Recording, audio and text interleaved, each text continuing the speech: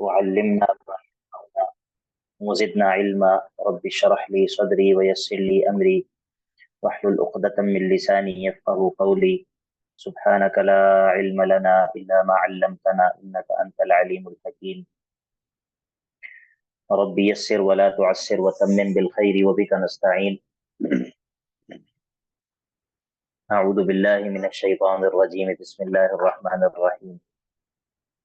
لا أقسم بيوم القيامة ولا أقسم بالنفس اللوامة.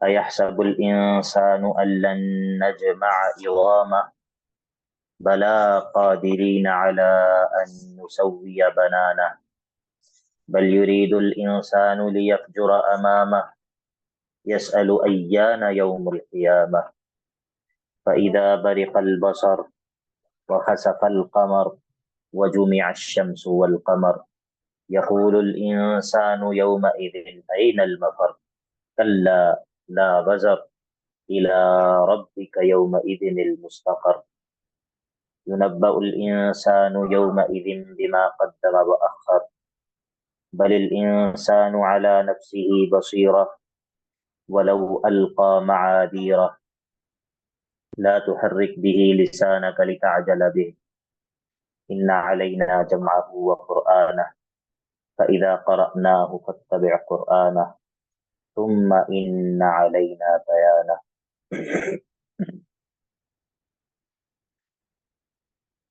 اللهم اغفر لنا ولوالدينا ولأساتذتنا ولجميع الحاضرين ولجميع المؤمنين والمؤمنات. اللهم اغفر لنا وارحمنا واعتق رقابنا من النار. اللهم وفقنا لما تحب وترضى آمین. عزیز طلبہ و طالبات، بارک اللہ فیکم. آج ہم نے سورہ قیامہ کا آغاز کرنا ہے. سورہ مزمل اور سورہ مدثر سے پہلے جو مضمون بیان ہوا ہے وہ دین کی اصل الاصول ہے، دین کی اصل بنیاد وہ ہے.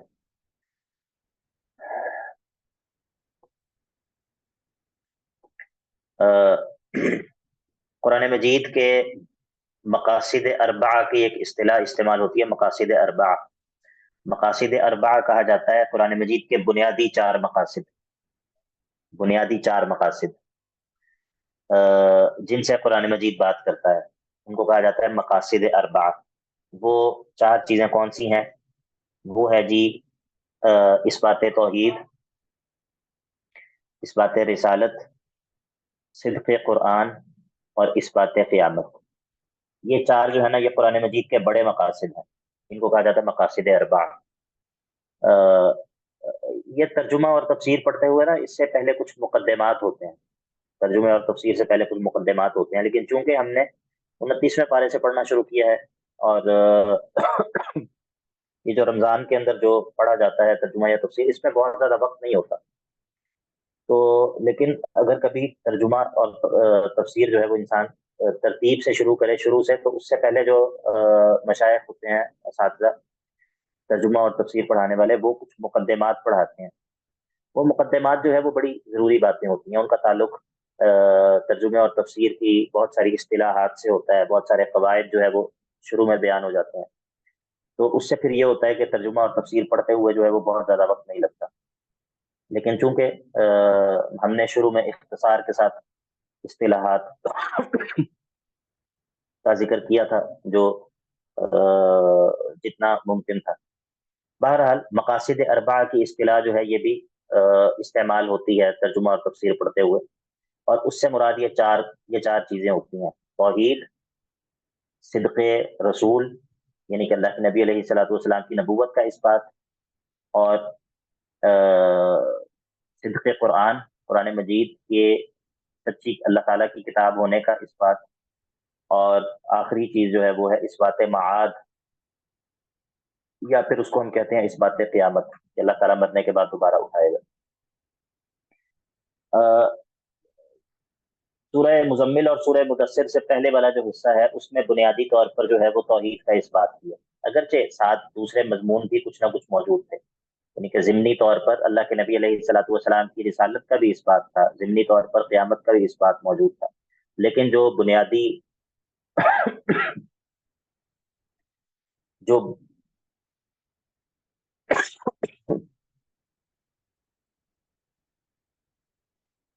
جو بنیادی مضمون چل رہا تھا وہ اس بات توحید تھا۔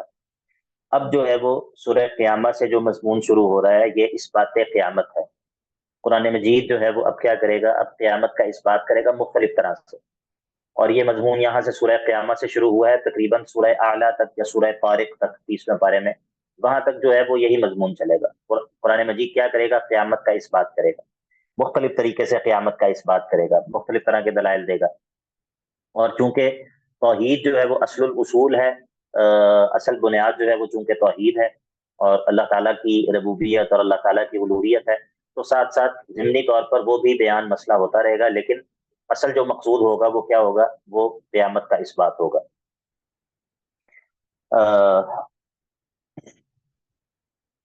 اب جو ہے وہ یہ جو سورت ہے سورت القیامہ، یہاں سے یہ مضمون شروع ہوگا، اور اس سورت کا جو نام ہے وہ سورت القیامہ ہے، اور اسی طرح اس کا نام سورہ لا اقسم بیوم القیامہ اس کو یہ بھی کہا جاتا ہے۔ اکثر سورتوں کے نام کے اندر جو ہے وہ یہ چیز ہوتی ہے کہ یا تو اس صورت میں استعمال ہونے والا کوئی لفظ ہوتا ہے اس سے اس صورت کا نام رکھا گیا ہوتا ہے، یا پھر اس صورت کی ابتدا میں اس کی یا تو پہلی آیت کے ذریعے اس کا نام رکھا جاتا ہے، یا پھر پہلی آیت میں موجود کسی لفظ کے ذریعے، یا پھر پہلی آیت کے اندر موجود الفاظ کے ذریعے، یعنی کہ الفاظ سے کسی چیز، الفاظ سے کوئی نکلنے والا لفظ، اس سے کسی صورت کا نام رکھا جاتا ہے۔ مثال کے طور پر صورت ہے اذا زلزلت الارض زلزالها، اذا زلزلت الارض زلزالها، ہم اس صورت کا کیا کہتے ہیں، اس صورت کا کیا نام ہے، سورہ زلزال یا سورہ زلزلہ، ٹھیک ہے۔ اب یعنی کہ ہم نے چونکہ زلزلہ کا لفظ استعمال ہوا ہے تو اس سے ہم نے مصدر جو ہے وہ جو ہے وہ لے لیا، اور سورت کا نام جو ہے وہ یہ ہو گیا، تو اس طرح ہو جاتا ہے۔ تو ادھر جو ہے وہ لا اقسم بیوم القیامہ، یہ اس سورت کا نام تو سورت القیامہ ہی معروف ہے عموماً، اور اس کے علاوہ کوئی اس کا نام نہیں ہے، لیکن بعض جگہوں پہ اس کو سورہ لا اقسم بیوم القیامہ بھی کہہ دیا جاتا ہے، یا اسی طرح ہے جس طرح سورہ فاتحہ کو کہہ دیا جاتا ہے سورت الحمدللہ رب العالمین، ٹھیک ہے۔ تو مراد یہ ہوتی ہے کہ سورت کی تعیین ہو جاتی ہے کہ وہ سورت جو کہ اس آیت سے شروع ہوتی ہے۔ اس سورت کا پچھلی سورت کے ساتھ جو ربط ہے وہ کئی اعتبار سے ہے، اور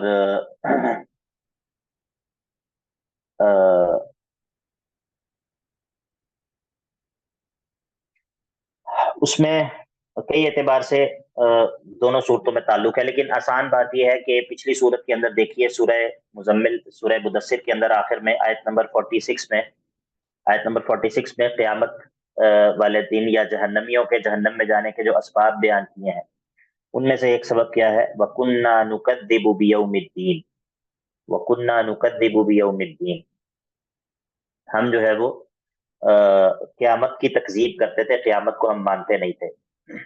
اب چونکہ جو یہ جہنمی جو ہیں، یہ جب جہنم میں چلے گئے ہیں تو ان کے جہنم میں جانے کے اسباب بنیادی طور پر ایک سبب سب سے پہلے ذکر کیا ہے، ایک سبب سب سے آخر میں ذکر کیا ہے۔ سب سے پہلے کون سا سبب ذکر کیا ہے جہنمیوں کے جہنم میں جانے کا، ما سلککم فی سقر، قالوا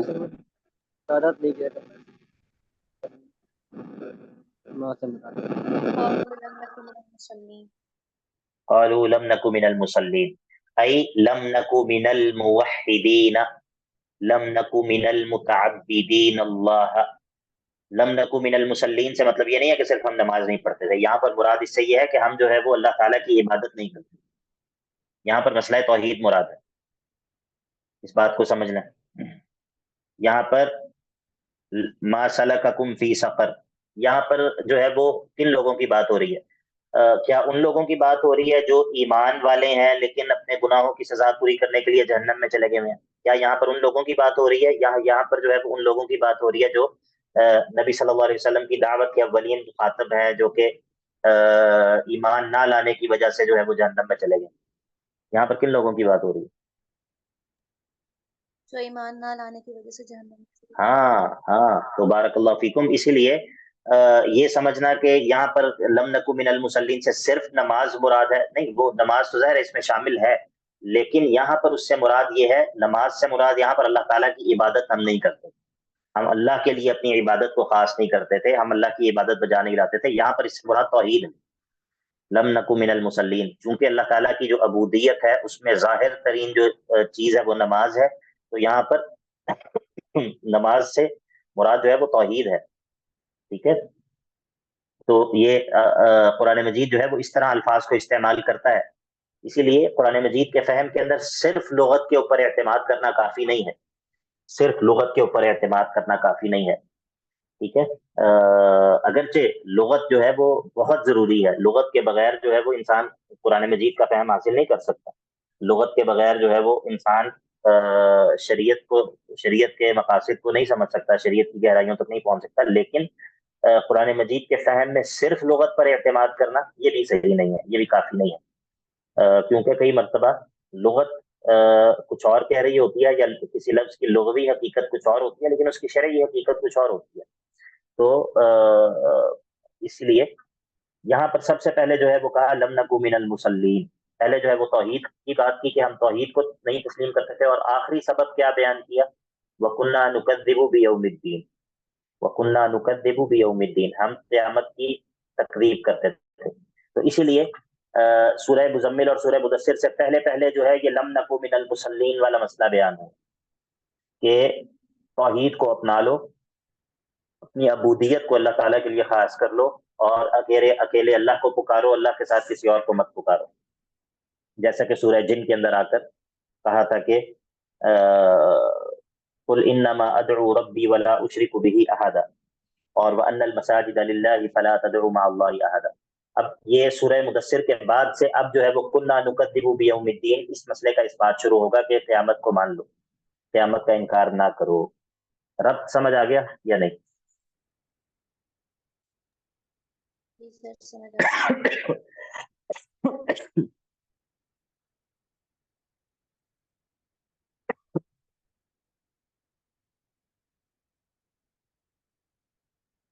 گویا کہ سورہ مزمل اور سورہ مدثر سے پہلے جو ہے وہ ایک حصہ ہے، اور سورہ مزمل اور سورہ مدثر جو ہے وہ درمیان میں داعی کے لیے اس کے آداب ہیں، دعوت کا پروٹوکول ہے، دعوت کے آداب اور داعی کے اوصاف، یہ سب بیان ہو گئے. اور اب اس سے آگے جو ہے وہ اب قیامت کا اس بات ہے، یہ سورہ اعلیٰ تک یا سورہ طارق تک انشاءاللہ یہ مضمون بیان ہوگا.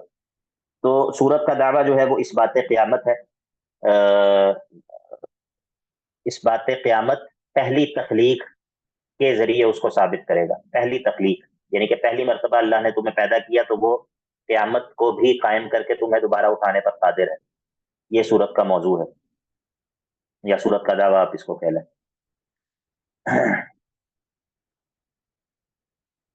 سورت جو ہے وہ مکی سورت ہے، اور اس سورت کے مضامین سے ایسے محسوس ہوتا ہے جیسے مکہ کے اندر بھی یہ بہت ابتدا میں نازل ہوئی ہے. مکہ کے اندر بھی ابتدا میں نازل ہونے والی صورتوں میں سے ہے. ایک دن ہمارے ایک بھائی پوچھ رہے تھے، کون تھے وہ، غالباً وہ ڈاکٹر اسد صاحب تھے، وہ پوچھ رہے تھے کہ قرآن مجید کو ہم اس ترتیب سے اگر پڑھیں کہ جس ترتیب سے وہ نازل ہوا ہے، تو اس حوالے سے وہ بات کر رہے تھے. تو میں نے ان کو یہ بتایا تھا کہ یعنی کہ قرآن مجید کی اگر کوئی بندہ اس طرح اس کو ترتیب دینا چاہے کہ جس ترتیب سے وہ نازل ہوا ہے تو یہ بہت مشکل ہے. ہمارے پاس ہر صورت کے بارے میں یقینی طور پر یہ معلومات موجود نہیں ہے کہ یہ کس مرحلے پر کس صورت سے پہلے اور کس صورت کے بعد نازل ہوئی. اگرچہ اندازے ہیں لیکن ایسی یقینی طور پر ایسی کوئی ترتیب ہمارے پاس موجود نہیں ہے. اسی لیے اگر آپ تفاسیر کے اندر دیکھیں گے صورتوں کے تعارف میں، تو کئی صورتوں کے اندر لمبا چوڑا اختلاف ہوتا ہے کہ یہ صورت جو ہے وہ اگر مکی ہے مثال کے طور پر، یہ تو پتہ چل گیا کہ مکی ہے، لیکن مکہ میں یہ کس موقع پر نازل ہوئی تھی، اس سے پہلے کون سی صورت نازل ہوئی تھی، اس کے بعد کون سی صورت نازل ہوئی تھی، بالتعیین یہ کہنا یہ بہت مشکل ہے. ٹھیک ہے، یہ ممکن نہیں ہے، ہمارے پاس اتنی زیادہ معلومات ترتیب نزولی کے حوالے سے موجود نہیں ہے. موٹی موٹی بات پتہ چل جاتی ہے کہ ہاں یہ صورت مکی ہے، یہ مدنی ہے. ہاں یا پھر مکہ کے اندر یہ مکہ کے ابتدائی دور میں نازل ہوئی ہے، درمیانے دور میں نازل ہوئی ہے، آخری دور میں نازل ہوئی ہے، اتنی بات تک انسان پہنچ جاتا ہے. لیکن تمام صورتوں کے بارے میں بالتعیین یہ پتہ چلنا کہ یہ صورت اس صورت سے پہلے اور اس صورت کے بعد نازل ہوئی ہے، یہ نہیں ہے. ایسے ہمارے پاس اس کے لیے کافی معلومات موجود نہیں ہے. اور پھر یہ بھی ہے کہ ضروری بھی نہیں کہ صورت ساری کی ساری ایک موقع پر نازل ہوئی ہو، یہ بھی ضروری نہیں ہے. ٹھیک ہے، تو اس میں پھر ہم کس طرح ہمیں پتہ چلے گا کہ یہ صورت یہاں سے لے کے یہاں تک جو ہے وہ اس موقع پر نازل ہوئی ہے، پھر اس کے بعد یہ والا حصہ فلاں موقع پر نازل ہوا ہے. ٹھیک ہے، تو اس ساری بات سے جو میں نے آپ کے سامنے کی ہے، اس سے ایک بات جو ہمیں سمجھ آتی ہے وہ یہ ہے کہ قرآن مجید کی وہ ترتیب جو ترتیب اس وقت ہمارے سامنے ہے، یہ ترتیب جو ہے یہ بذات خود مقصود ہے. یہ بذات خود مقصود ہے کیونکہ اللہ رب العزت نے اس ترتیب کو ہمارے لیے پریزرو کیا ہے. اس ترتیب کو ہمارے لیے پریزرو کیا ہے. آپ کو بات سمجھ آئی یا نہیں آئی؟ جی سر آگے. ہاں، تو اسی لیے کئی مرتبہ جب ہم صورتوں کا آپس میں ربط بیان کرتے ہیں تو بعض لوگ کہتے ہیں کہ نہیں، یہ کیا بات ہوئی، وہ صورت الگ ہے، وہ صورت الگ ہے، ان دونوں کا آپس میں کیا تعلق. تو نہیں، ایسا نہیں ہے. صورتوں کی جو ترتیب ہے وہ بامقصد ہے اور اللہ رب العزت نے اس قرآن کو اس صورت میں محفوظ کیا ہے.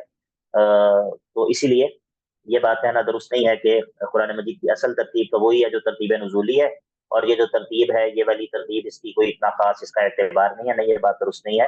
اگر ترتیب نزولی اصل ہوتی اور انسانوں کی جو ہدایت کے لیے وہ ترتیب ضروری ہوتی تو اللہ رب العزت نے جس طرح اپنے کلام کو محفوظ رکھا ہے، اللہ رب العزت اس ترتیب کو بھی محفوظ رکھتا ہے.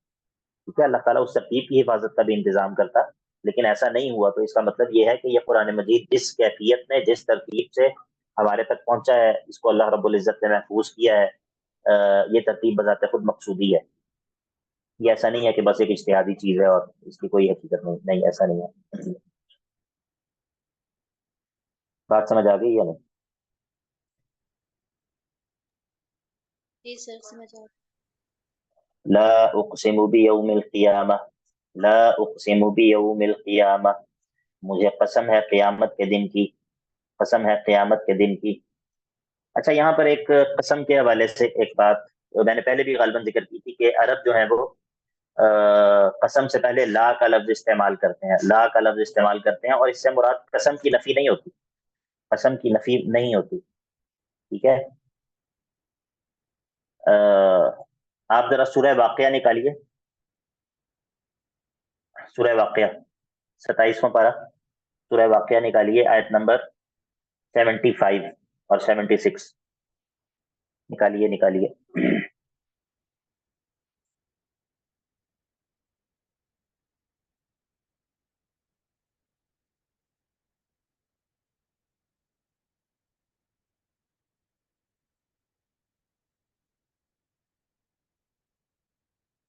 جی نکال لیے.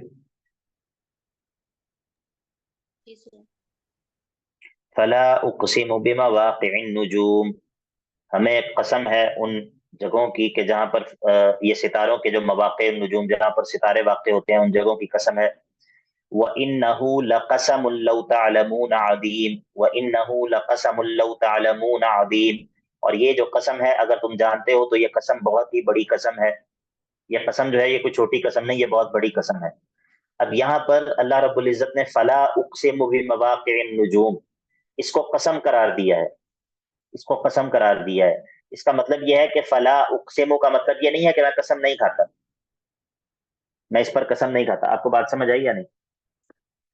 اسی لیے بعض علماء جو ہے وہ اس طرف گئے ہیں کہ اس سے مراد یہ ہے کہ نہیں، قسم نہیں، یہاں پر یہ ہے کہ میں اس بات پر قسم نہیں کھاتا، یہ بات ایسی ہے کہ قسم کی ضرورت ہی نہیں ہے. ٹھیک ہے، تو یہ بات درست نہیں ہے، یہ بات درست نہیں ہے. بلکہ یہ عرب کا اسلوب ہے کہ وہ تاکید کے لیے قسم کو مزید تاکید موقت بنانے کے لیے، قسم میں مزید تاکید پیدا کرنے کے لیے قسم سے پہلے جو ہے وہ لا لے کر آتے ہیں. ایک بات یہ ہو گئی. دوسری بات یہ ہے کہ قرآن یہ ایک اور جو قرات ہے ابن کثیر کی جو قرات ہے اس کے اندر لا اقسم نہیں بلکہ لا اقسم ہے، لا اقسم لام تاکید کے ساتھ، لا اقسم بیوم القیامہ. تو وہ جو دوسری قرات ہے وہ بھی اس کی تفسیر کرتی ہے کہ اس سے مراد لا اقسم سے مراد یہ نہیں ہے کہ میں قسم نہیں کھاتا، بلکہ اس سے مراد جو ہے وہ مؤکد قسم ہے، کہ قسم ہے اور پھر قسم میں بھی مزید تاکید ہے.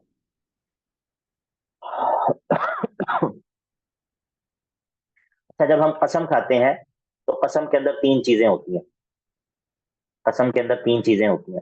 ایک تو ایک تو ادات قسم، یعنی کہ قسم کھانے کا جو حرف استعمال ہو رہا ہوتا ہے قسم کے لیے وہ ہوتا ہے. ایک وہ چیز ہوتی ہے جس کی قسم کھائی جا رہی ہوتی ہے، اور ایک وہ چیز ہوتی ہے جس پر قسم کھائی جا رہی ہوتی ہے. ٹھیک ہے. مقسم بھی اور مقسم علیہ اور ادات القسم، یہ تین چیزیں ہوتی ہیں. میں لکھ رہا ہوں یہاں پر چیٹ میں، ادات القسم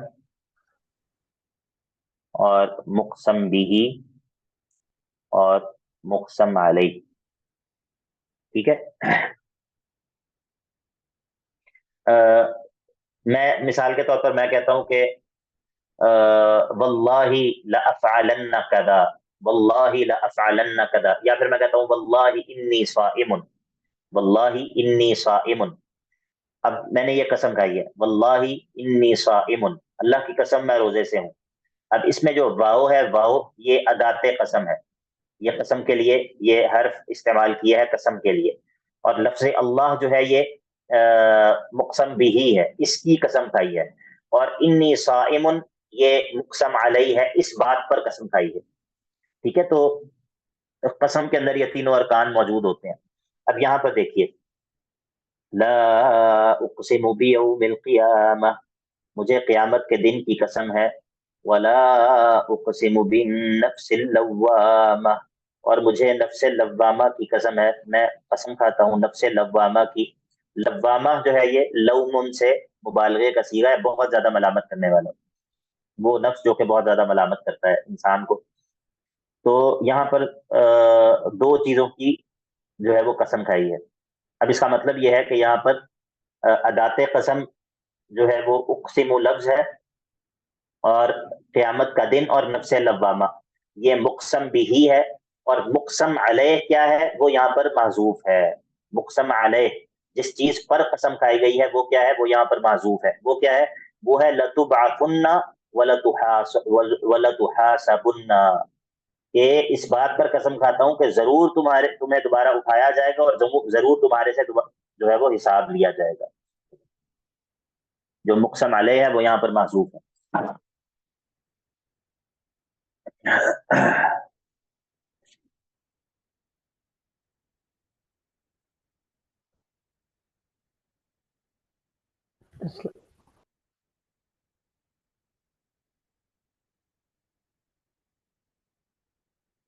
یہاں پر دو چیزوں کی قسم کھائی ہے. ان دونوں چیزوں میں مناسبت جو ہے وہ یہ ہے کہ جس طرح جو نفس لوامہ ہے، نفس لوامہ انسان کو ملامت کرتا رہتا ہے، گویا کہ ایک طرح سے انسان کا حساب لیتا رہتا ہے دنیا کے اندر. یہ نفس لوامہ جو ہے یہ عموماً ہم کہتے ہیں نفس کی تین قسمیں ہیں. اصل میں یہ نفس کی تین قسمیں نہیں ہیں، نفس کی تین حالتیں ہیں. نفس امارہ بالسوء ہے، اور نفس جو ہے وہ لوامہ بھی ہے، نفس جو ہے وہ کبھی مطمئنہ بھی ہوتا ہے. تو یہاں پر جو نفس لوامہ کی بات کی ہے اسی لیے کی ہے کہ نفس لوامہ جو ہے وہ اصل میں انسان کو ملامت کرتا رہتا ہے، انسان کا حساب لیتا رہتا ہے. تو جس طرح نفس لوامہ جو ہے وہ دنیا کے اندر انسان کو اکاؤنٹیبل رکھتا ہے، انسان کو ملامت کرتا ہے، انسان کو سیدھا رکھنے کی کوشش کرتا ہے، تو اسی طرح قیامت کا دن جو ہے اس دن بھی یہی کام ہوگا. قیامت کا دن وہ بھی انسان کے لیے، انسان کے حساب کے لیے ہے. تو نفس لوامہ جو ہے وہ بھی انسان کا حساب کرتا رہتا ہے. تو ان دونوں چیزوں میں یہ مناسبت ہے. تو یہاں پر جو ہے وہ ان دونوں چیزوں کی قسم کھائی ہے. اور اس کے بعد اللہ رب العزت زجر دیتا ہے اس کافر کو جو کافر قیامت کی تکذیب کرتا ہے، اس کافر کو زجر دیتا ہے، ڈانٹ پھراتا ہے. ایحسب الانسان ان لن نجمع عظامہ، ایحسب الانسان، کیا انسان یہ سمجھتا ہے کہ ان لن نجمع عظامہ، کہ ہم اس کی ہڈیوں کو دوبارہ اکٹھا نہیں کریں گے؟ کیا انسان یہ سمجھتا ہے کہ ہم اس کی ہڈیوں کو دوبارہ اکٹھا نہیں کریں گے؟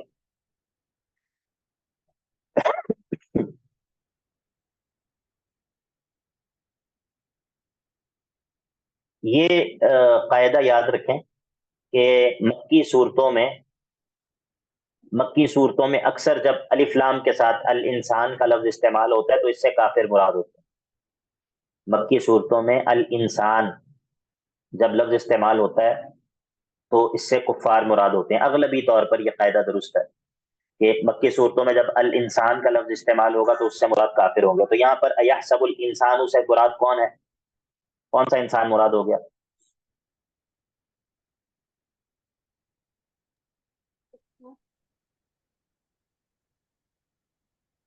کافر مراد ہو گیا. تو فرمایا ایحسب الانسان ان لن نجمع عظامہ، کیا کافر یہ سمجھتے ہیں کہ ہم ان کی ہڈیوں کو دوبارہ جمع نہیں کریں گے؟ بلا، بلا. بلا کے بارے میں قاعدہ بیان کیا تھا. بلا کیا کرتا ہے؟ ہاتھ کھڑا کریں، کون بتائے گا بلا کا کیا کام ہوتا ہے؟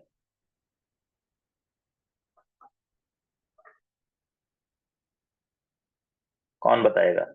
یہ قاعدہ پہلے بیان ہوا تھا. جی سعد آپ بتاؤ. السلام علیکم. وعلیکم السلام. اس کے اندر تھا کہ کیوں نہیں، کہ اس میں یار قاعدہ کیا بیان کیا تھا؟ وہ یاد قاعدہ ہے تو وہ تھا بتاؤ. منفی کو مثبت بنا دیتا ہے.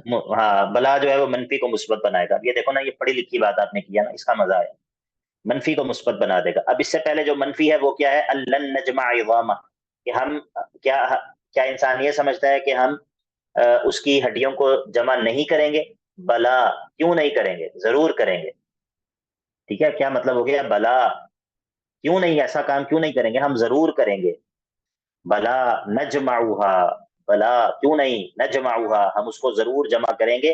قادرین علی ان نسوی بنانا، اس حال میں کہ ہم اس بات پر قادر ہیں کہ اس کے پور پور جو ہیں ان کو برابر کر دیں. اس کے جو پور پور ہیں، پور کہتے ہیں یہ جو آپ کی انگلی کا ایک یہ جو ایک حصہ ہوتا ہے اس کو کہتے ہیں ایک پور. تو تم دوبارہ سے ہڈیاں جوڑ کر پورا ڈھانچہ کھڑا کرنے کی بات کر رہے ہو. ہم تو یہ اس کے پور پور جو ہے ان کو بھی سیدھا کرنے پر قادر ہیں. یہ پورا ڈھانچہ کھڑا کر دینا، اس میں کون سی ایسی بات ہے؟ بلا قادرین علی ان نسوی بنانا بل یرید الانسان لیفجر امامہ. اب یہ وعید ہے کہ یہ انکار کرتا ہے اس چیز کا جو اس کے آگے ہے، اس کے سامنے ہے. بل یرید الانسان لیفجر امامہ، بلکہ لیکن انسان یہ چاہتا ہے کہ وہ ان چیزوں کا انکار کر دے جو اس سے آگے آ رہی ہیں، یعنی کہ اس سے مراد موت اور موت کے بعد کے مراحل ہیں. انسان یہ چاہتا ہے کہ ان کا انکار کر دے. ایک معنی یہ ہے. ایک معنی یہ ہے کہ انسان لیفجر امامہ، وہ اس چیز سے پہلو تہی کرتا ہے یا اس چیز کو جو ہے وہ دور سمجھتا ہے جو اس کے آگے ہے. مراد یہ ہے کہ انسان گناہ کی امید پہ، توبہ کی امید پر جو ہے وہ توبہ کی امید پر گناہ کرتا رہتا ہے. تو دونوں معنی درست ہے، لیکن پہلا معنی زیادہ واضح اسی لیے ہے کہ یہاں پر قیامت کے انکار پر بات ہو رہی ہے. بل یرید الانسان لیفجر امامہ، انسان جو ہے وہ انکار کرتا ہے اس چیز کا جو اس کے آگے ہے، مراد قیامت ہے یا موت کے بعد کے مراحل ہیں، اور انکار کرتا ہے. اور کیا کہتا ہے؟ یسأل ایان یوم القیامہ، کہتا ہے آخر قیامت کب آئے گی، قیامت کب آئے گی. یہ بھی کوئی چیز ہے جو آئے گی. یہ ایانہ کا لفظ جو ہے یہ سوال کے لیے متا کے معنی میں استعمال ہوتا ہے، کب. اس کے ذریعے وقت کے بارے میں سوال کیا جاتا ہے. لیکن ایانہ کا لفظ جو ہے وہ یا تو ہیبت والی چیزوں کے ساتھ استعمال ہوتا ہے، اور یا پھر کسی ایسی چیز کے بارے میں سوال کرنے کے لیے کہ جس کو انسان بعید الوقوع سمجھ رہا ہو کہ یہ کام تو نہیں ہو سکتا، کیا تو انکار کرنا مقصود ہو. تو اس لیے یہاں پر اس کا قول نقل کیا کافر کا کہ وہ کہتا ہے ایانا یوم القیامہ، یہ کہ قیامت کب آئے گی. مراد یہ ہے کہ وہ یہ کہہ رہا ہے کہ قیامت کوئی آنے والی چیز نہیں ہے، یہ اس کا وقوع یہ سمجھو کہ یہ نہیں آنے والی. ٹھیک ہے، انسان کہتا ہے قیامت جو ہے وہ کب آئے گی. یس الو، یہ کہتا ہے ایانا یوم القیامہ، قیامت کب آئے گی، لو تمہیں بتاتے ہیں کہ کب آئے گی. فَإِذَا بَرِقَ الْبَصَرُ، فَإِذَا بَرِقَ الْبَصَرُ، اب قیامت کے حالات بیان کرے گا. مقصد جو ہے وہ زجر ہے، مقصد جو ہے وہ تخفیف ہے، مقصد جو ہے وہ اس کو ڈرانا ہے جو قیامت کا انکار کر رہا ہے کہ اس دن کیا ہوگا. فَإِذَا بَرِقَ الْبَصَرُ، جس دن آنکھیں جو ہے وہ پتھرا جائیں گی، آنکھیں جو ہے وہ پتھرا جائیں گی حیرت کی وجہ سے.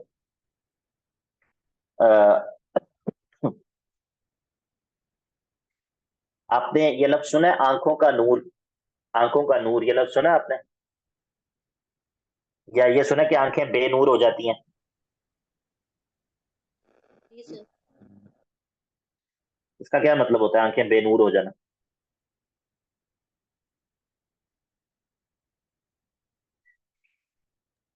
سر نظر نہ آنا. ہاں یعنی کہ آنکھوں کی بینائی جو ہے وہ زائل ہو جانا. تو اب یہاں پر دیکھیں اللہ تعالیٰ 3 چیزوں کا تذکرہ کرے گا ترتیب کے ساتھ.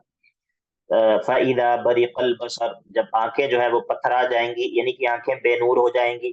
وَخَسَفَ الْقَمَرُ، اور جو چاند ہے وہ بھی بے نور ہو جائے گا، چاند بھی بے نور ہو جائے گا، اس کی روشنی بھی ختم ہو جائے گی. اور وَجُمِعَ الشَّمْسُ وَالْقَمَرُ، اور یہ سورج اور چاند ان دونوں کو اکٹھا کر دیا جائے گا. یہ دیکھیں ترتیب سے تینوں چیزوں کا ذکر کیا ہے. سب سے کم روشنی، پھر اس سے زیادہ روشنی، اور پھر سب سے زیادہ روشنی. یعنی کہ روشنی کے تینوں جو صورتیں ہیں، تینوں کا زوال ترتیب کے ساتھ ذکر کیا ہے. فَإِذَا بَرِقَ الْبَصَرُ، اس دن کی ہولناکی کی وجہ سے آنکھیں جو ہے وہ ہیبت زدہ ہو جائیں گی، پتھرا کر رہ جائیں گی. وَخَسَفَ الْقَمَرُ، اور چاند جو ہے وہ بے نور ہو جائے گا. وَجُمِعَ الشَّمْسُ وَالْقَمَرُ، اس کا معنی جو ہے وہ، اس کے کئی معنی کرتے ہیں علماء. ایک معنی تو یہ ہے کہ وَجُمِعَ الشَّمْسُ وَالْقَمَرُ، سورج اور چاند جمع ہو جائیں گے کس چیز میں؟ اپنے بے نور ہونے میں. بے نور ہونے میں دونوں جمع ہو جائیں گے. اور دوسرا اس کا معنی یہ ہے کہ جس طرح حدیث میں آتا ہے کہ یہ سورج اور چاند کو لپیٹ کر جو ہے وہ جہنم میں ڈال دیا جائے گا، تاکہ ان لوگوں کے لیے مزید سزا ان کی بڑھ جائے، ان کی حسرت میں اور اضافہ ہو جائے، جو دنیا میں ان کی عبادت کیا کرتے تھے. ٹھیک ہے، تو ان کو جو ہے وہ لپیٹ کر اللہ رب العزت جہنم میں ڈال دے گا، حدیث میں آتا ہے.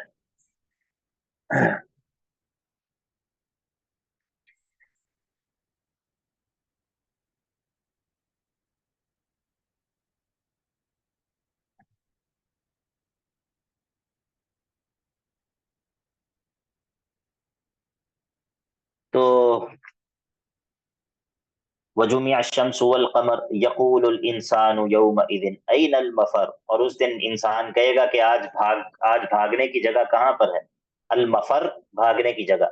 یقول الانسان یومئذ این المفر، انسان اس دن کہے گا کہ اب بھاگ کر کہاں جاؤں، بھاگنے کی کون سی جگہ ہے؟ کلا، ہرگز نہیں، ہرگز نہیں. لا وزر، آج بھاگنے کی کوئی جگہ نہیں ہے، آج کوئی پناہ گاہ نہیں ہے. الی ربک یومئذ المستقر، آج تمہارا ٹھکانہ تمہارے رب کی طرف ہی ہے، آج تمہیں تمہارے رب کی طرف ہی لے کر جایا جائے گا. یونبأ الانسان یومئذ بما قدم واخر، اس دن انسان کو پورا بتا دیا جائے گا، اس کو خبر دے دی جائے گی. کس چیز کی؟ اس دن انسان کو خبر دے دی جائے گی بما قدم واخر، جو بھی اس نے نیکی کی، جو بھی گناہ کیا، اس کی اس کو خبر دے دی جائے گی. قدم واخر کا لفظی معنی تو یہ ہے کہ جو آگے کیا اور جو پیچھے کیا، جس چیز کو مقدم کیا، جس چیز کو مؤخر کیا. تو مراد اس سے جو ہے وہ کئی معنی اس کے علماء بیان کرتے ہیں، لیکن سیدھا معنی، آسان معنی یہ ہے بما قدم، وہ جو چیز اس نے نیکی کی، اور واخر، اور جو اس نے گناہ کیا، اس کو اس کی پوری خبر جو ہے وہ دے دی جائے گی. مراد یہ ہے کہ انسان کے تمام تر اعمال کی اس کو پوری کی پوری خبر دے دی جائے گی. اچھا، تو انسان کو خبر دے دی جائے گی، تو گویا کہ انسان کو خود پتہ نہیں ہے؟ نہیں، انسان کو خود تو بہت اچھے طریقے سے پتہ ہے، بہت اچھے طریقے سے انسان کو پتہ ہے. بل الانسان علی نفسہ بصیرہ، انسان جو ہے وہ اپنے بارے میں بہت اچھی طرح جانتا ہے، بہت اچھی طرح اپنے بارے میں اس کو خبر ہے. ولو القا معاذیرہ، اگرچہ وہ لوگوں کے سامنے جو ہے وہ عذر پیش کرتا رہے. یہاں پر معاذیرہ کا جو لفظ ہے، اس سے مراد یا تو عذر ہے، انسان کا اعذار پیش کرنا اپنے لیے، اور یا پھر اس سے مراد جو ہے وہ پردے ہیں، پردہ، سطور. کیونکہ یہ جو معاذیر کا لفظ ہے، یہ اہل یمن کی زبان میں یہ پردوں کے لیے بولا جاتا ہے. ولو القا معاذیرہ، انسان اگرچہ اپنے آپ کو چھپانے کے لیے، لوگوں سے اپنے آپ کو چھپانے کے لیے پردے لٹکا لیتا ہے، اپنے آپ کو تنہا کر لیتا ہے، خلوت اختیار کر لیتا ہے، اور جب وہ تنہا ہوتا ہے تو پھر وہ جو چاہتا ہے کرتا ہے، لیکن اپنے بارے میں انسان جو ہے وہ خوب جانتا ہے. بل الانسان علی نفسہ بصیرہ، یہ جو بصیرہ کے اندر تا ہے، یہ مبالغے کے لیے ہے، یہ مؤنث کے لیے نہیں ہے، یہ مبالغے کے لیے ہے. تا مبالغے کے لیے بھی استعمال ہوتی ہے. جس طرح آپ کہتے ہیں کہ اگر کوئی بہت زیادہ علم والا ہے تو اس کو کہتے ہیں علامہ، علامہ. اسی طرح جو بہت بڑا داعی ہے اس کو کہتے ہیں داعیہ، داعیہ. داعیہ سے مراد یہ نہیں ہے کہ وہ مؤنث ہے، اس سے مراد کیا ہے؟ اس سے مراد یہ ہوتا ہے کہ اس سے مراد یہ ہوتا ہے کہ یہ بہت زیادہ دعوت دینے والا ہے. اور اسی طرح جو بہت زیادہ سرکش ہو اس کو کہا جاتا ہے طاغیہ. ٹھیک ہے, طاغیہ بہت بڑا سرکش. اسی لیے موسیٰ جو ہے وہ داعیہ ہیں اور فرعون جو ہے وہ طاغیہ ہے. طاغیہ تو مطلب یہ ہے کہ جو طا ہوتی ہے یہ مبالغے کے لیے بھی استعمال ہوتی ہے. ٹھیک ہے, تو بل الانسان علی نفسہ بصیرہ, انسان اپنے بارے میں خوب جاننے والا ہے. ولو القی معاذیرہ, اگرچہ وہ اپنے عذر جو ہے وہ پیش کرے. اچھا, اب یہ جو آیات ہے نا, لا تحرک بہ لسانک, یہاں سے لے کے ثم ان علینا بیانہ یہاں تک, یہ آیات عجیب آیات ہیں. اور اگر ان آیات سے پہلے اور ان آیات کے بعد کا مضمون دیکھیں تو وہ بالکل ایک مضمون ہے, بالکل ایک مضمون ہے. اور درمیان میں بظاہر ایسے لگتا ہے کہ یہ آیات جو ہیں یہ بے جوڑ ہیں, بے جوڑ ہیں. یعنی کہ پہلے قیامت کا بیان ہو رہا ہے اور بعد میں بھی قیامت کا بیان ہو رہا ہے, اور درمیان میں اللہ کے نبی علیہ الصلوۃ والسلام کہا جا رہا ہے کہ لا تحرک به لسانک لتعجل به, جب آپ پر قرآن نازل ہو رہا ہو تو آپ اپنی زبان کو حرکت نہ دیا کریں کہ آپ ساتھ ساتھ پڑھنے کی کوشش کرتے ہیں. نہیں نہیں, یہ ہم آپ کو یاد کروا دیں گے. آپ کو اشکال سمجھ آ گیا یا نہیں؟ جی سر سمجھ آ گیا. مجھے لگتا ہے ایک ہی طالبہ ہیں کلاس میں, اور بس ایک طالبہ ہیں, ان کو پڑھا رہا ہوں میں, اور باقی جو ہیں وہ سب جو ہے نا وہ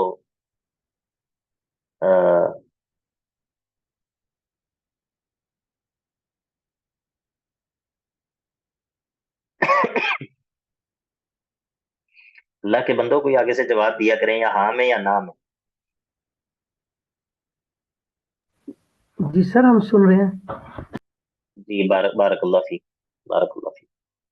چلیے اچھا جی, اسی لیے ان آیات کے بارے میں بعض جو لوگ ہیں انہوں نے قرآن مجید پر جو اعتراضات کرتے ہیں, خاص طور پر جو رافضی لوگ ہیں, وہ یہ بات کہتے ہیں کہ قرآن مجید کے اندر جو ہے وہ مطلب چونکہ قرآن مجید کی جو جمع اور تدوین ہے, قرآن مجید کی جو کمپائلیشن ہوئی ہے وہ سیدنا ابوبکر صدیق رضی اللہ عنہ نے کروائی ہے, سیدنا عثمان غنی رضی اللہ عنہ نے کروائی ہے, تو اس کے اوپر وہ اعتراضات کرتے ہیں. تو ان میں سے اس قسم کے اعتراضات بھی ہوتے ہیں کہ دیکھو قرآن مجید کی دیکھو کس طرح جو ہے وہ ترتیب ہے. اب یہ ان آیات کا کیا تعلق ہے پچھلی آیات کے ساتھ, اگلی آیات کے ساتھ کیا تعلق ہے؟ کوئی تعلق ہی نہیں ہے, یہ درمیان میں جو ہے وہ یہ آیات فٹ کر دی ہیں.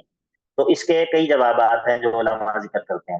ایک تو اس کا جواب یہ ہے کہ یہ اس طرح ہے گویا کہ اللہ کے نبی علیہ الصلوۃ والسلام پر وحی نازل ہو رہی تھی, اور اللہ کے نبی علیہ الصلوۃ والسلام اس کو پڑھنے کی ساتھ ساتھ کوشش کر رہے تھے تاکہ مجھ سے بھول نہ جائے.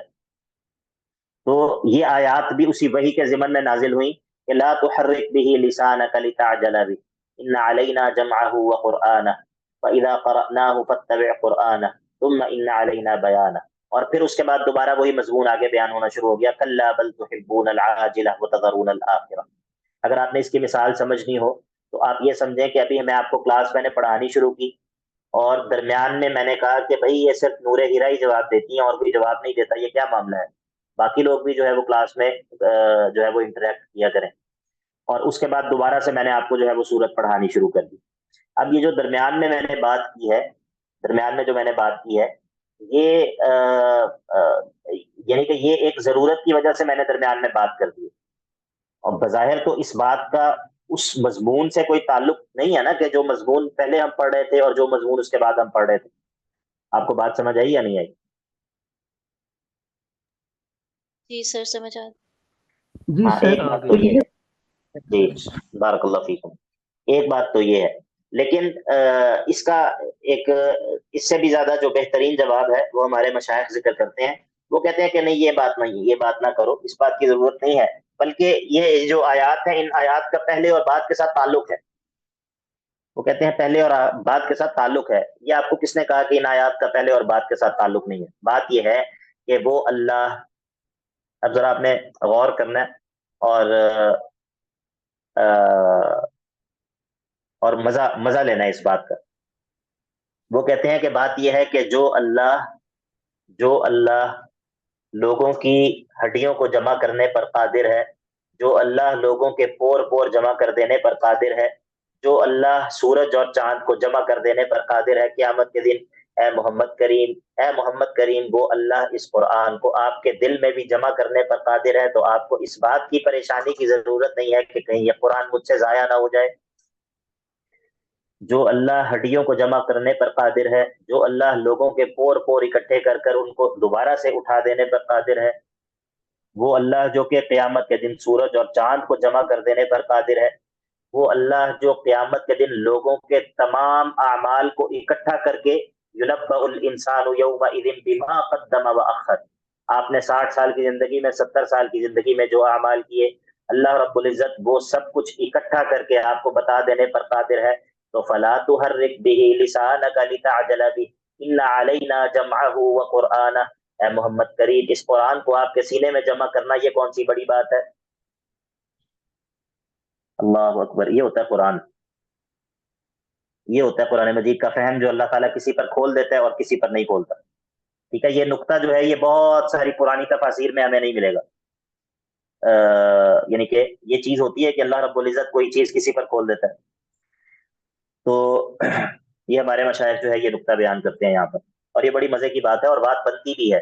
ایسا بھی نہیں ہے کہ یہ تکلف والی بات ہے یا اس میں بہت تکلف کر کر بات بن، نہیں ایسا نہیں ہے، مناسبت واضح ہے، چیزوں کو جمع کرنے کا بات کی بات ہو رہی ہے پیچھے بھی، اور یہاں پر بھی جو ہے وہ قرآن مجید کو جمع کرنے کی بات ہے، تو اسی لیے مسئلہ واضح ہے، ایسا نہیں ہے کہ آیات بے جوڑ ہیں، ایسا نہیں۔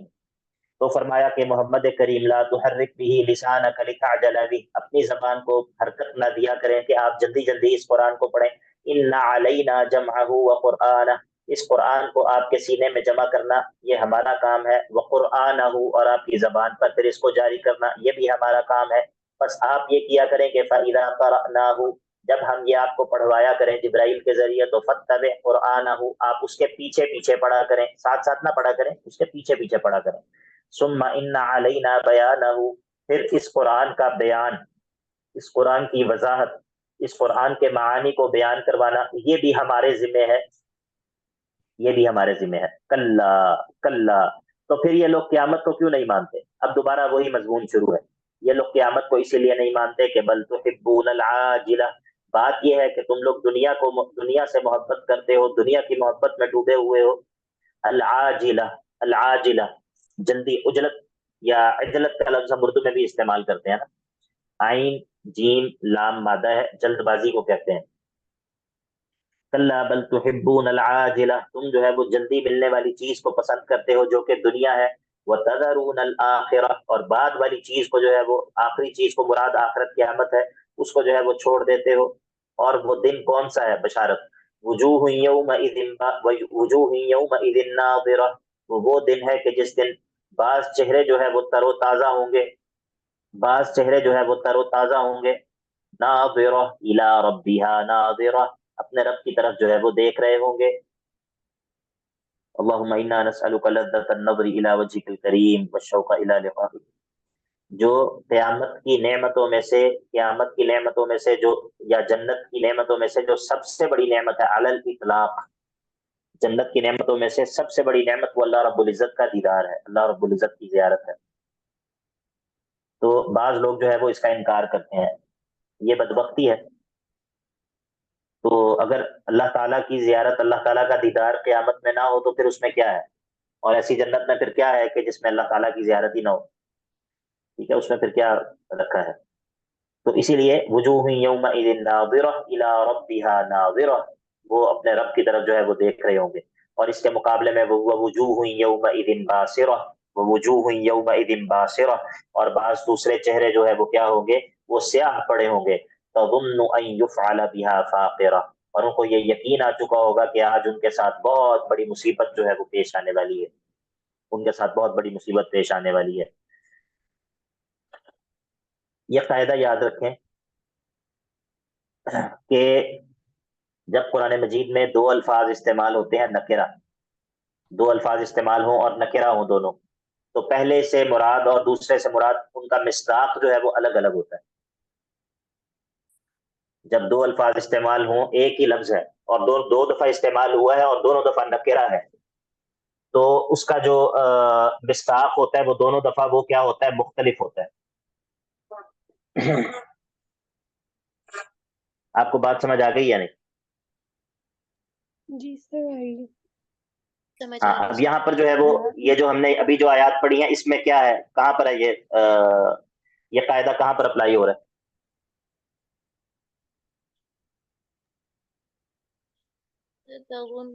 ہے یہاں پہ بھی آ رہا ہے آیت نمبر 25 میں بھی اور آگے 28 میں بھی وغنان تو تو یہ کیا نکرہ ہے؟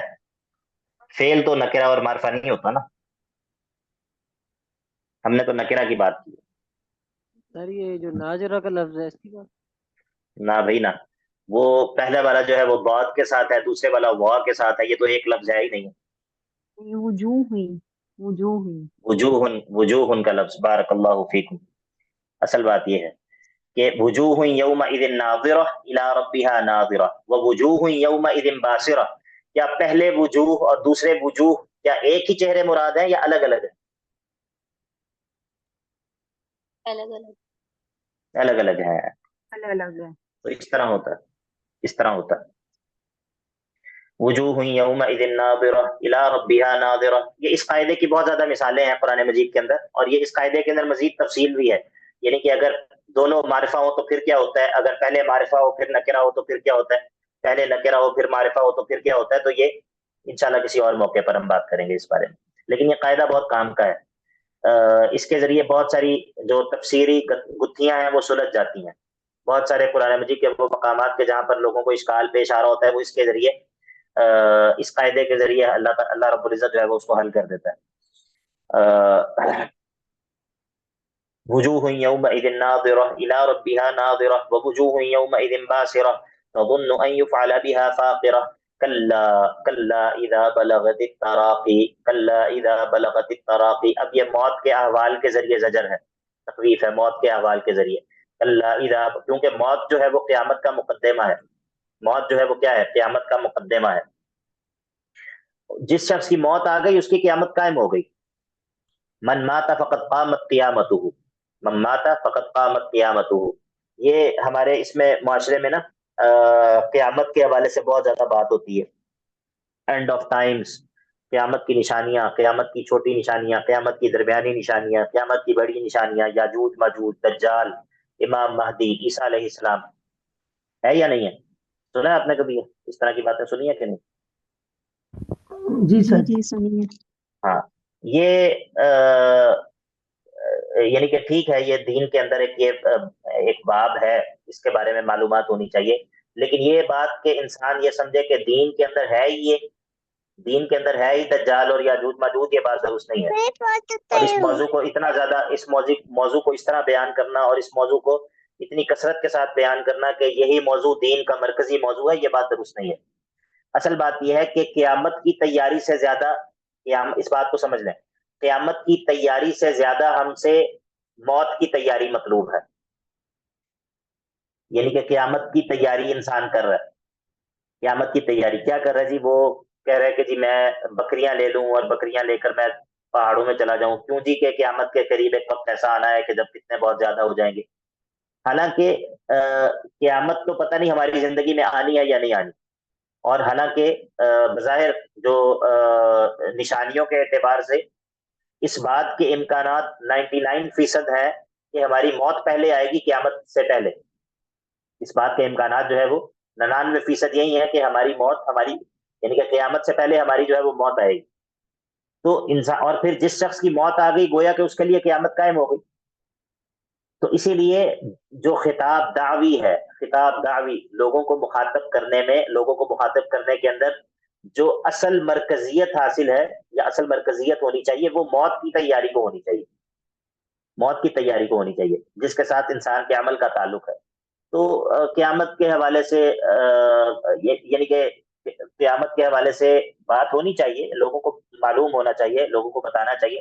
لیکن ایسا نہیں ہونا چاہیے کہ ساری کی ساری جو ترکیز ہے وہ قیامت اور اس کی نشانیوں پر ہو، اور جو ہے وہ انسان ان چیزوں کو اگنور کرتے ہیں جن کا تعلق انسان کے عمل کے ساتھ ہے. تو جب انسان کی موت واقعی جس کی ہو جاتی ہے، اس کی قیامت جو ہے وہ طاری ہو گئی، اس کی قیامت کا آغاز ہو گیا، کیونکہ موت جو ہے وہ قیامت کے مقدمات میں سے ہے.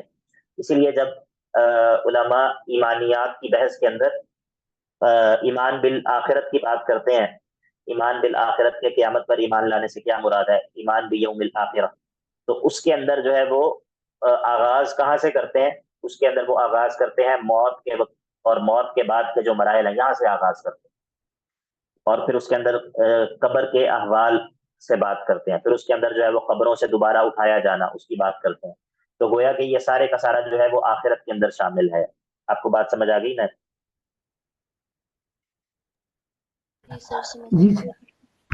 ہاں، تو کلا اذا بلغت التراقی، ہرگز نہیں جب روح جو ہے وہ تراقی، تراقی سے مراد یہ یہاں پر یہ جو یہاں پر شہرک کے ارد گرد جو چیز ہے اس کو کہتے ہیں. تو جب مراد یہ ہے کہ جب روح جو ہے وہ نکلتے ہوئے یہاں تک پہنچ جاتی ہے، کلا اذا بلغت التراقی وقیل، اور کہا جانے لگتا ہے من راق، کون ہے جو کہ طبیب، کوئی ہے جو کہ اس کو رقیہ کر سکے، کوئی ہے جو اس کا علاج کر سکے. وظن انہ الفراق، اور اس وقت اس کو بھی یقین آ جاتا ہے، ظن ای تیقن، اس کو یقین آ جاتا ہے کہ انہ الفراق، اب جو ہے وہ جدائی کا وقت آ گیا ہے، دنیا سے، اپنے اہل خانہ سے، اپنے مال و دولت سے اب جدا ہونے کا وقت آ گیا ہے.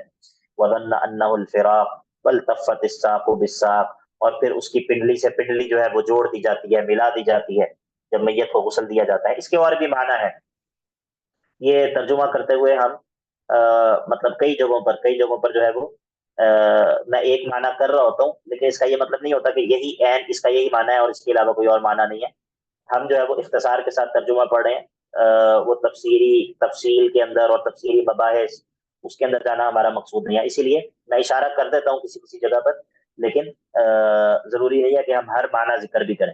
اب یہ والتفت الساق بالساق جو ہے اس کے اندر کئی اقوال ہیں، اس سے مراد کیا ہے. کوئی کہتا ہے کہ اس سے مراد جو ہے وہ دنیا کا آخرت کے ساتھ مل جانا ہے، دنیا کا آخرت کے ساتھ مل جانا، یعنی کہ اب یہ دنیا اس کی ختم ہو گئی اور یہاں سے آخرت شروع ہو گئی، تو گویا کہ یہ دو چیزیں جو ہے وہ جڑ گئی ہیں. یا اس طرح اور بھی اس کے معنی کے اندر جو ہے وہ اقوال ہیں، لیکن جو بظاہر ایسا معلوم ہوتا ہے کہ یہی بات ہے کہ والتفت الساق بالساق، کہ اس طرح جو ہے وہ انسان کی پنڈلی سے پنڈلی جو ہے وہ جوڑ دی جاتی ہے جب میت کو غسل دیا جاتا ہے. اور پھر اس سے کہا جاتا ہے الی ربک یومئذ المساق، آج جو ہے وہ تمہارے رب کی طرف چلنا ہے، آج تمہیں تمہارے رب کی طرف لے کر جایا جائے گا. اب اس بندے نے کیا کیا؟ فلا صدق ولا صلی، فلا صدق ولا صلی، نہ ہی اس نے جو ہے وہ تصدیق کی رسول کی، ولا صلی، اور نہ ہی اس نے توحید کو اپنایا.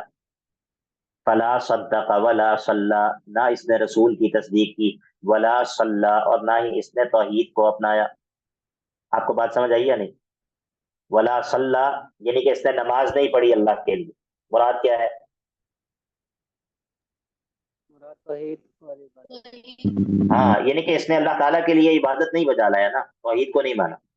فلا صدق ولا صلی ولکن کذب وتولی، لیکن اس نے کیا کیا؟ اس نے تکذیب کی، آخرت کی تکذیب کی، وتولی، اور پیٹ پھیر لی. کس سے؟ عن القرآن، قرآن سے پیٹ پھیر لی. یہ مقاصد اربع کا ذکر ہو گیا.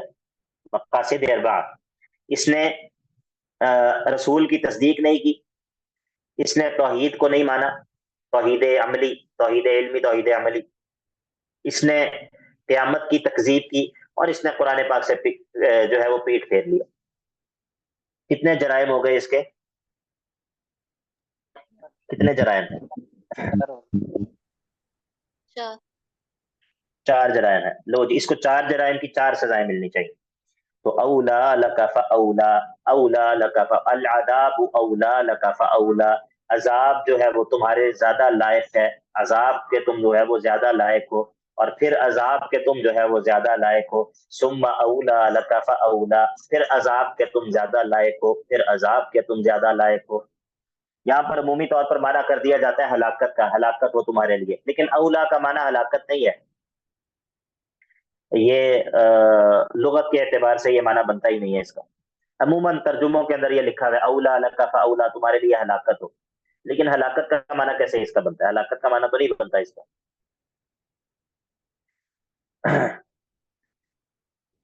ویل کہا جاتا ہے نا، ہلاکت کے لیے لفظ استعمال ہوتا ہے ویل کا.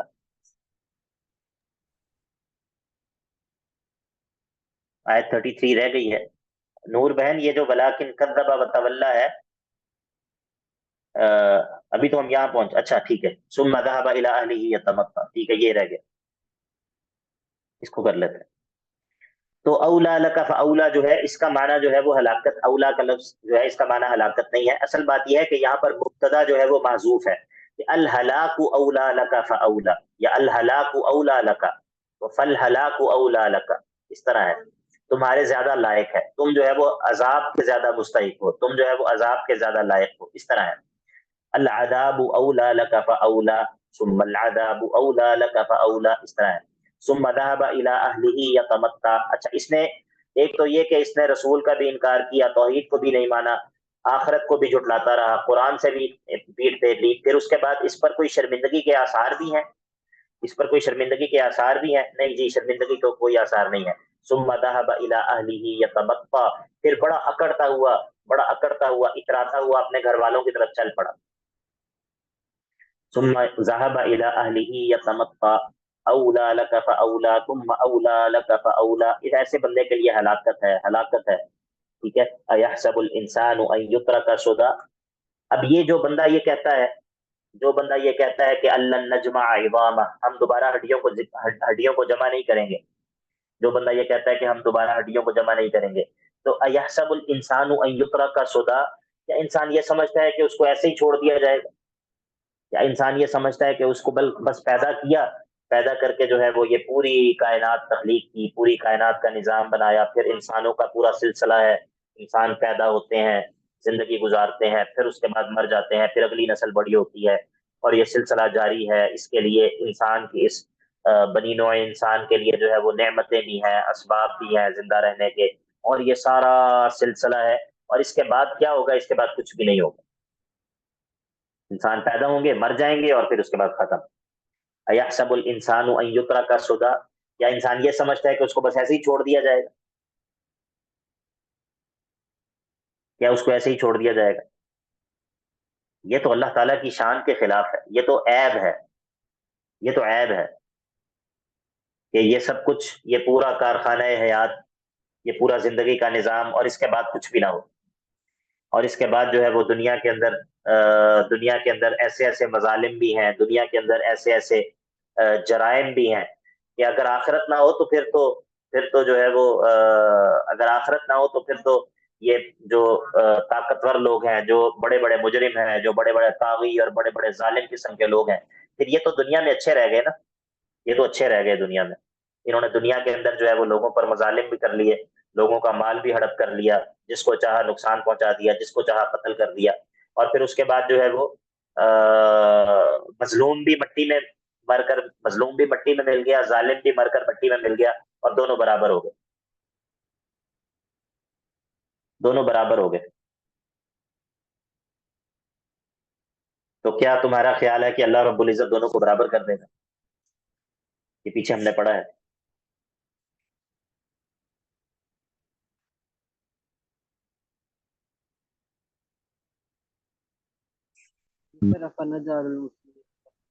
ہاں، آیت نمبر 35 سورہ قلم کے اندر، آیت نمبر 35. افنجعل المسلمین کالمجرمین افنجعل المسلمین کالمجرمین ما لکم کیف تحکمون ما لکم کیف تحکمون. کیا تمہارا کیا خیال ہے کہ اللہ تعالیٰ ان دونوں کو برابر کر دے؟ اللہ اکبر کبیرہ. تو اسی لیے قیامت جو ہے نا، آخرت جو ہے، آخرت کا وقوع یہ بہت ضروری ہے. یہ اللہ رب العزت کے سبحان ہونے کا، اللہ رب العزت کے ہر عیب اور ہر نقص سے پاک ہونے کا یہ تقاضا ہے کہ قیامت قائم ہو. یا جماعت الخیر، بات سمجھ آ رہی ہے یا نہیں آ رہی؟ جی جی آ سر رہی ہے سمجھ سر، آ رہی ہے. تو فرمایا ایحسب الانسان ان یترک سدى، کیا انسان یہ سمجھتا ہے کہ اس کو ایسے ہی چھوڑ دیا جائے گا؟ الم یک نطفۃ من منی یمنی. اچھا اگر یہ سمجھتا ہے کہ ایسے ہوگا تو اس کو کہو کہ ذرا غور کرے. اگر یہ سمجھتا ہے کہ ہم دوبارہ پیدا کرنے پر قادر نہیں ہیں تو اس سے ذرا پوچھو، الم یک نطفۃ من منی یمنی، کیا یہ پانی کا ایک قطرہ نہیں تھا؟ کیا یہ ایک نطفے کا قطرہ نہیں تھا کہ جس کو ٹپکایا گیا تھا؟ ٹھیک ہے. تو یہ پہلے دن سے تو اتنا جوان نہیں تھا، پہلے دن سے تو یہ اتنا پلایا سا، اور پہلے دن سے تو ایسا نہیں تھا. یہ اس کو کہو کہ اپنے ماضی پر غور کرے. الم یکن نطفۃ من منی یمنا ثم کان علقۃ، پھر اس سے جو ہے یہ خون کا لوتھڑا بن گیا، فخلق فسوا، پھر اللہ تعالیٰ نے اس کو تخلیق کیا اور ایسے فسوا برابر تخلیق کیا، ہر جو ہے وہ اس کا جوڑ برابر کر دیا، پورا جسم جو ہے وہ پوری ایک ساخت میں پورا ایک جسمانی ڈھانچہ برابر کر دیا۔ پھر فجعل منہ الزوجین الذکر والانثی، پھر اس میں سے اللہ تعالیٰ نے اور یہ دو جوڑے جو ہے وہ بنائے، اس میں سے بعض کو مذکر بنا دیا، بعض کو مؤنث بنا دیا۔ الیس ذالک بقادر، الیس ذالک بقادر، یہ جس نے یہ کچھ کیا، جس نے تمہیں ایک نطفے سے یہ پورا انسان بنا دیا، تو الیس ذالک بقادر، کیا یہ ذات جو ہے یہ اس بات پر قدرت نہیں رکھتی کہ علی ان یحیی الموتى، الیس ذالک بقادر علی ان یحیی الموتى، کیا یہ اس بات پر قادر نہیں ہے کہ وہ دوبارہ سے مرے ہوئے کو دوبارہ سے زندہ کر سکے؟ تو بلا بلا، کیوں نہیں، بالکل اللہ رب العزت اس بات پر قادر ہے۔ وصلی اللہ تعالی علی نبینا محمد وعلی آلہ وصحبہ اجمعین۔ بارک اللہ فیکم۔ اذا کان سؤال فلتتفضلوا۔